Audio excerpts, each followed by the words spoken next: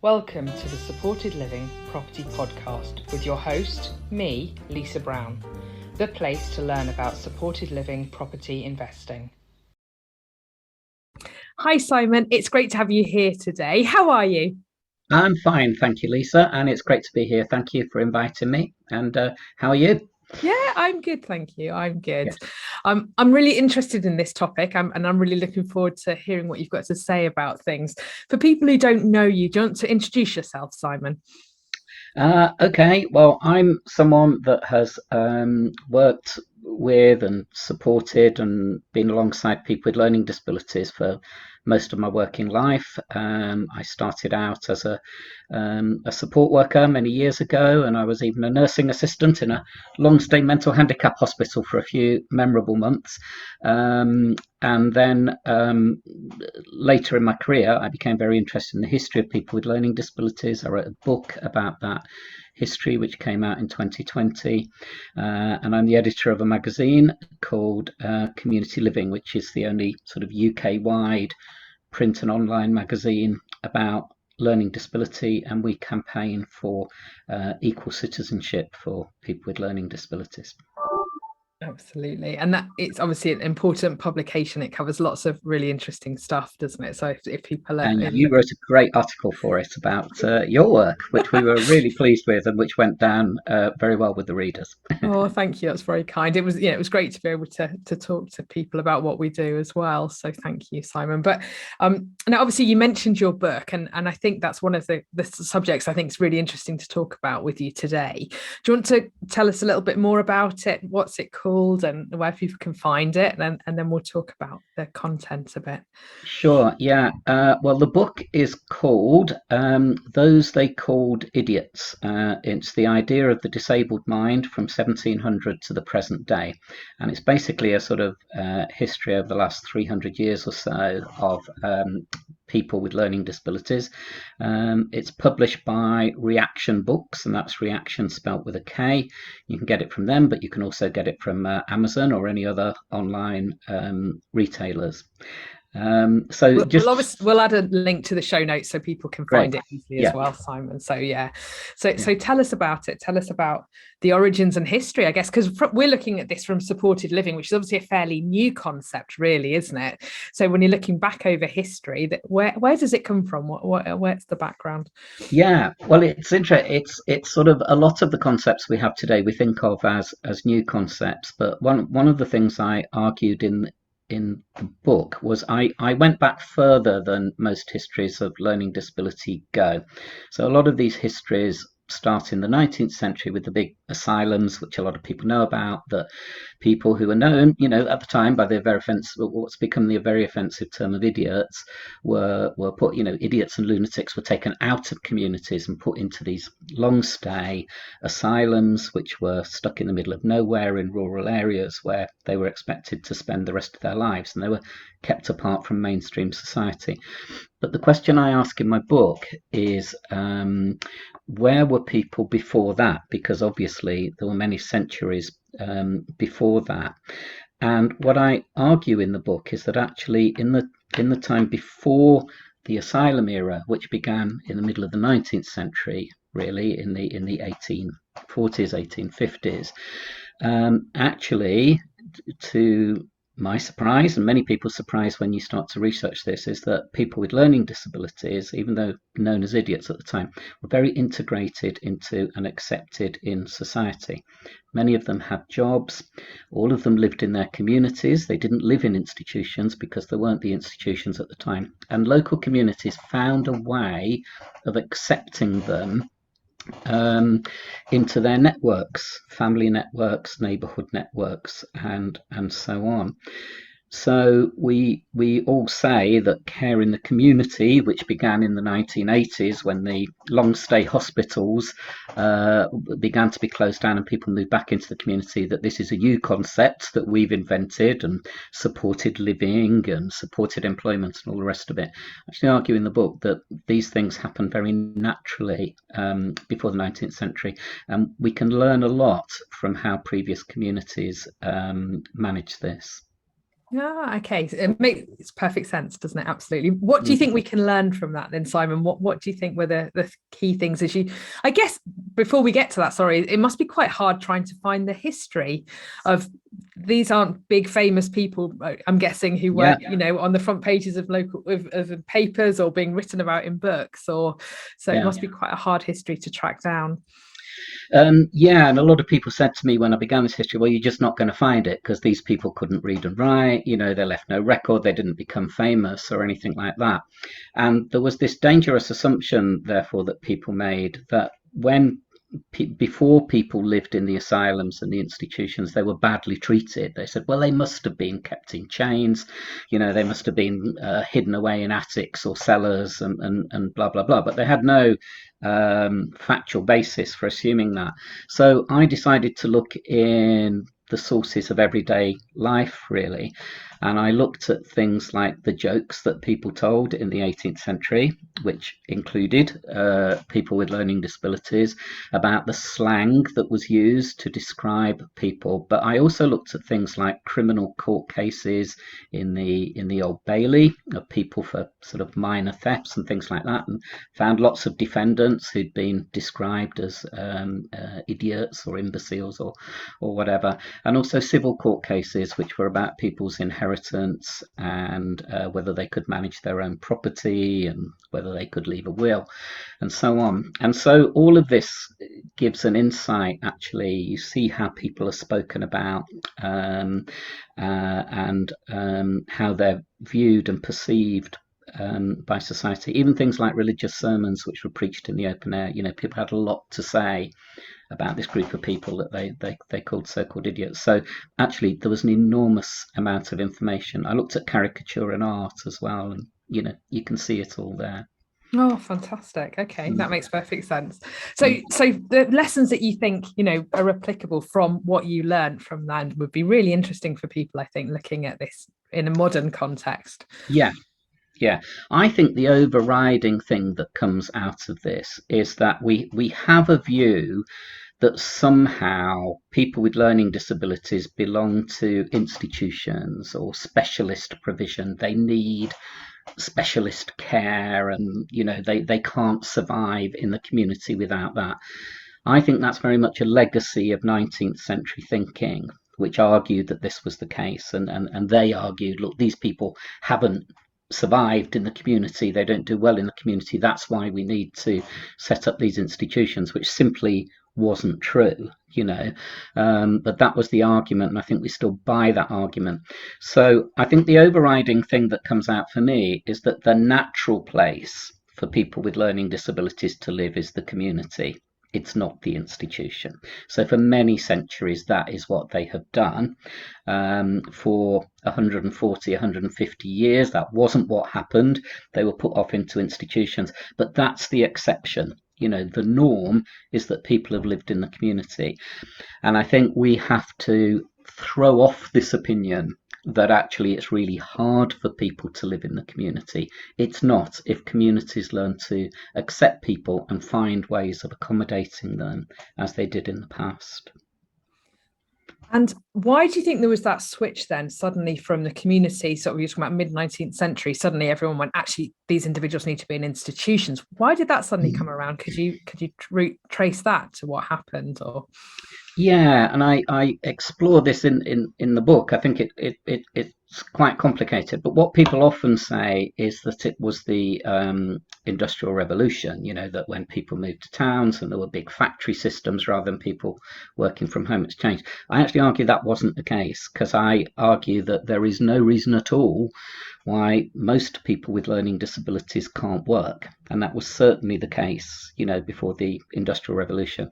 And, what was the first thing that was done to people when they were put into these long asylums? Well, they were put into work. They worked on the farms, they worked in the laundry, they even helped on the wards, So I don't think it's because people can't fit into a modern work-based system. But I think what happened was that in earlier times there was a greater tolerance of difference, actually, and I think that was because there were small communities. There wasn't a big state that sort of sorted out problems and everything. So communities had to find solutions for themselves. And so this made, in a strange way, communities from the 18th century and before, which we often think of very difficult places and very tough places to live in, sort of more inclusive than many of our communities are today. So they'd say, right, we've got this person living with us. How are we going to adapt ourselves to him and her?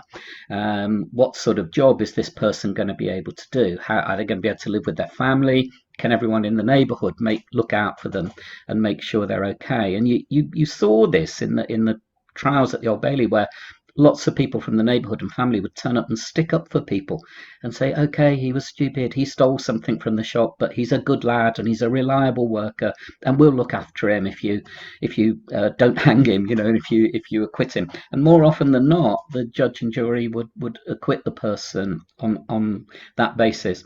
I think what changed in the 19th century, I think there were changes in thinking. Everybody in Britain got very freaked out by the French Revolution. So some people wanted the revolution to come over here, and other people were terrified that the revolution would come over here.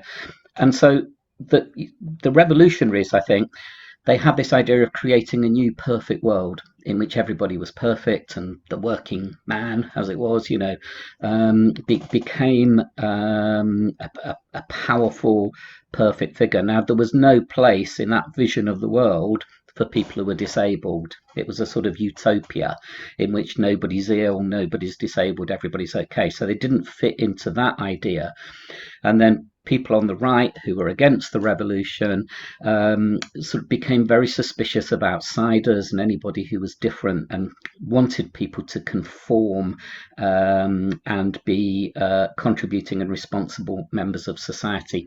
So from both sides, the right and the left, really, if you like, I think people with learning disabilities came under threat and were seen as not fitting in anymore. And the state got bigger, and the state started, providing solutions to what were seen as problems. So, I argue in the book that it was these changes in thinking, really, that ended up with people being carted off into asylums.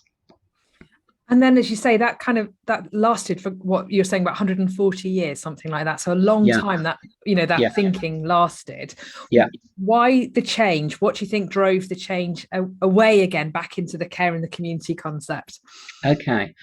Well, I mean, the care in the community move began really in a practical way, physically, in the late 1980s, and then through the 1990s. And I was around working in that time and working with people who'd moved out of hospitals, were moving out of hospitals back into the community after sometimes 50, 60 years, living in these hospitals. Now, I think a number of factors contributed to it.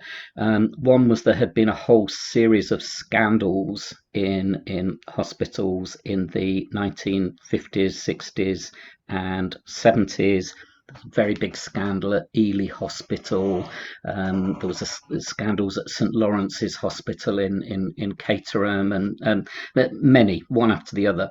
You're talking about kind of abuse situations. Abuse scandals. So some quite often exposed by television, of people being terribly treated, physically abused, having their money stolen from them, just enormously exploited and abused in these environments, which had become very isolated and very corrupt. So there were a number of government inquiries, and I think rights groups started saying, what are we doing, locking all these people up in long stay hospitals. And reports started coming out. So from the 70s and 80s, there were things like Better Lives for Mentally Handicapped People. The language changes all the time, and then another report in the 1980s called An Ordinary Life. And the argument was, why are we doing this to people? Why can't they just come and live an ordinary life in the community? And all of this fed into the move.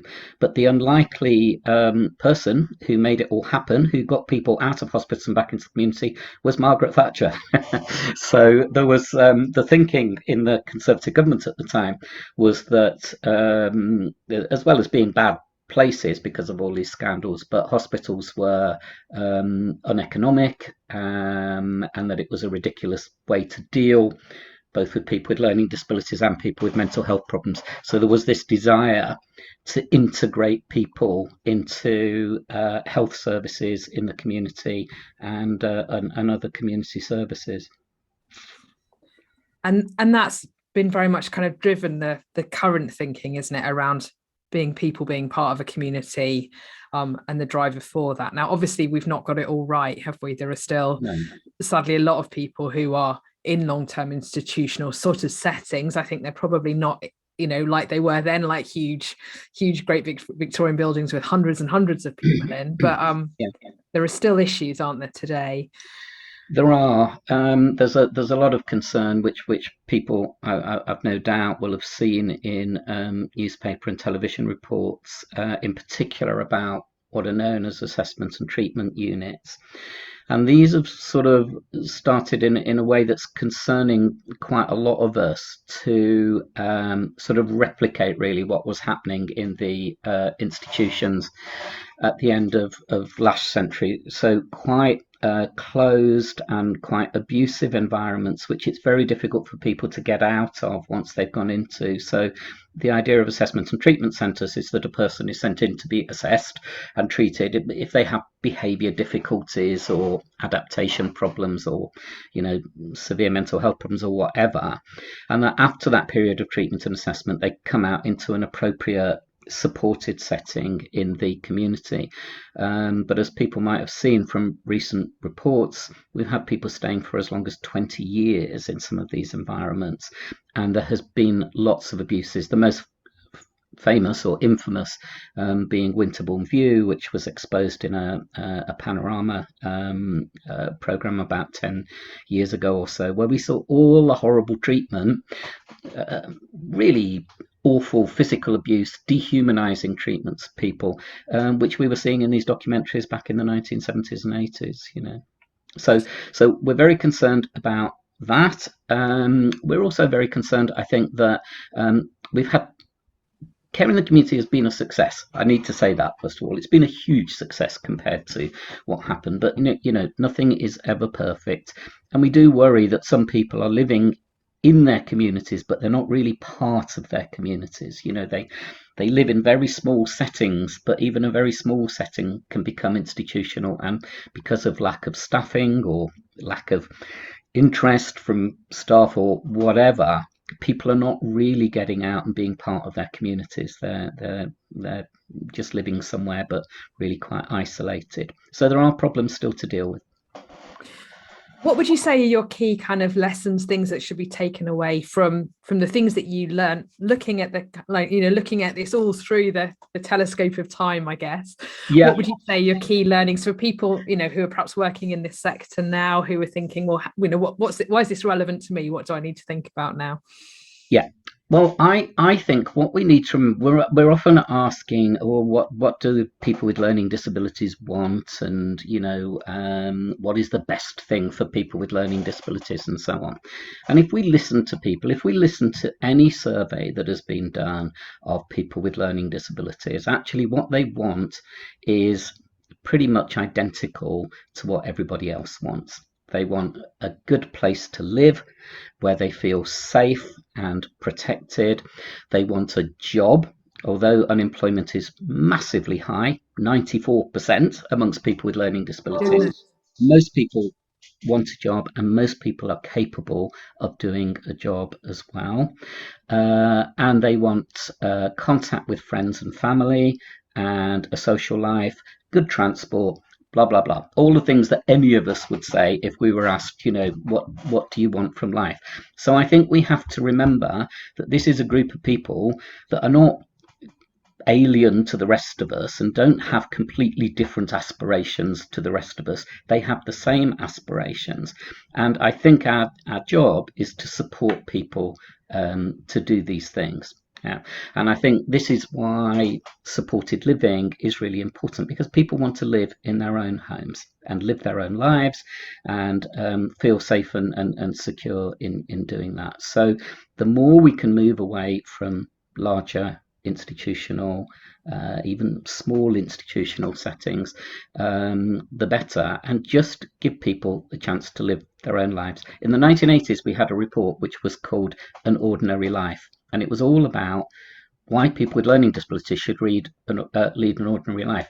You might ask yourself, well, why do we have to ask that question? Doesn't everybody have the right to lead an ordinary life? But the past makes that an issue because, the whole history has made it very difficult for people to be accepted as people living an ordinary life. So I think the work you're doing and many other people are doing in supported living is absolutely essential in, if you like, what I would say is taking us back to the 18th century and having, integrated communities in which people can feel comfortable and accepted. Yeah, it's really fascinating to be able to look back that far and see how people were just part of their own communities, and how, and we need to be thinking how we can shape that and make that happen again. And I guess there's a big societal change that needs to happen around people accepting individuals and seeing individuals as themselves, rather than being scared or threatened by people, which I think is sometimes a perception, isn't it? That's absolutely it. And I think the problem has been that we expect people to adapt to our society in order to be able to be a part of it if they're a bit different. And really what society and communities need to do is adapt themselves, and say, right, these are the people who live in our community. How can we change ourselves, adapt ourselves so that everybody can be a part of it and feel comfortable in it? And I think that's the task we have, and I think we have that responsibility really, for people to be able to feel accepted and part of things. Thank you, Simon. It's been really great chatting to you today. Thank you. I'll put your the link to the book, like I said, in the show notes, so if people want to get hold of that, and also the link to the magazine if people want to get in contact with you there. Great. So thank you, Simon. Thank you. Thanks very much, Lisa. Thanks.